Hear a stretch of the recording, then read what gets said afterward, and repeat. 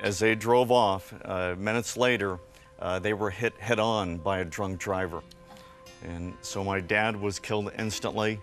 Mother survived, but they literally had to pin her body back together again. So there we were, 4 kids, young kids wondering what's going to happen next. And I recall laying awake many nights saying, where are we going to go? Who's going to take us in?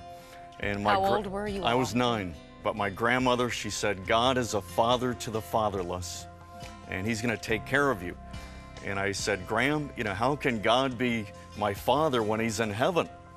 And she said, God will accomplish his promise through his people, and he did.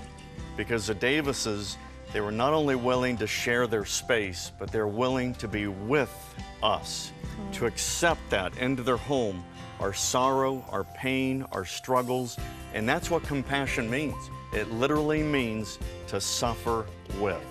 Galatians 6 says, bear ye one another's burdens. The Bible's clear that we are a harvest field, and we have a harvest field. That's all that God has blessed us with. And the first fruits of that harvest field, that goes to your church. That's the tithe. But in addition to that, you are to leave a corner of your field for the poor. And that could be time, talent, treasure.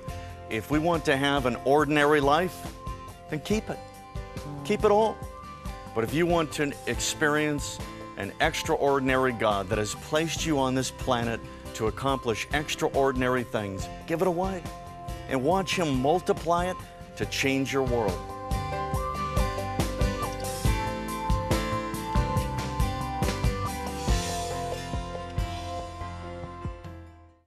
Talk about worth repeating. Did you get that? We are God's stewards, stewards of the gifts of time, talent, and treasure. We can keep it all and have an ordinary life, or give it away and watch it multiply as faith and obedience takes us into an extraordinary life.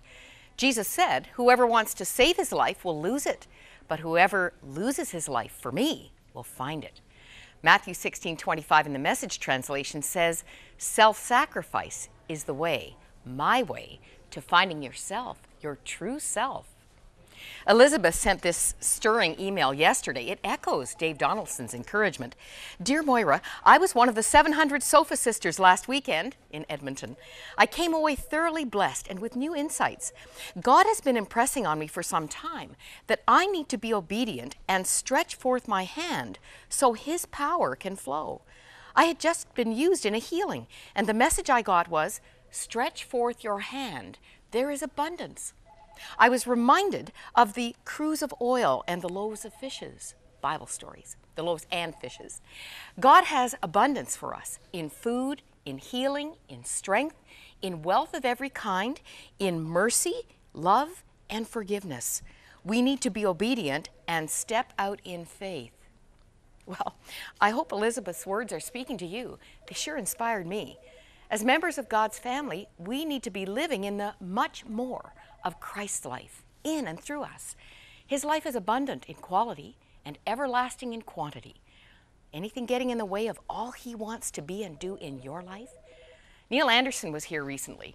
He asks every congregation he visits, raise your hand if there's someone you need to forgive.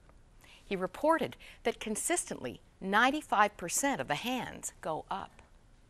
Let's make sure our hearts are clean and clear, ready for everything God has planned.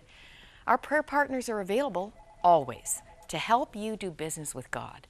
That number is 1-866-273-4444. Why not make note of it? Call it now if you need to. We want to help keep God's family spiritually healthy and strong and growing so that we can make a difference in our world.